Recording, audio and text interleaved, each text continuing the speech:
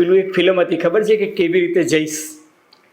અમેરિકાએ હવે એક નવું ડીંડવાનું ઊભું કર્યું છે અને એમાં અમેરિકન ડ્રીમ જે છે એ ઘણા બધા લોકોનું કદાચ સેટર્ડ અથવા તો વિલાઈ જાય તો નવાઈ પામવા જેવું નથી. કારણ કે હવે અમેરિકાએ એક આજે એવો નવો ફતો બહાર પાડ્યો છે કે કેટલાક દેશો જે છે એ વિઝા માટેના ડોક્યુમેન્ટ્સ પ્રોપરલી તૈયાર નથી કરતા.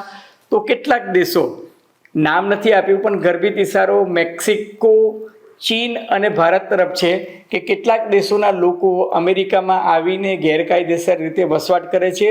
એક વખત વિઝા મળી ગયા પછી અમેરિકાથી પાછા જવાનું નામ લેતા નથી.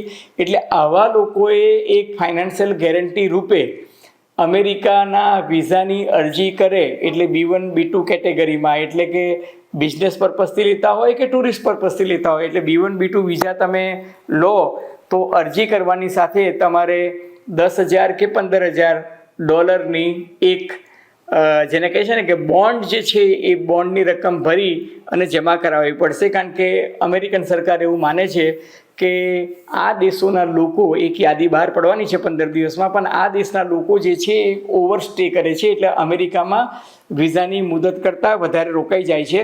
1 વર્ષનો એક પાયલોટ પ્રોજેક્ટ જે છે અમેરિકાએ બનાવ્યો છે અને ઇનડિરેક્ટલી કહું તો અમેરિકા ઈચ્છે છે કે વિદેશી પ્રવાસીઓ જે અમેરિકામાં આવે છે એના પર એ એક નિયંત્રણ અથવા તો અંકુશ લાવવા માંગે છે. એના માટેની આ એક કસરત છે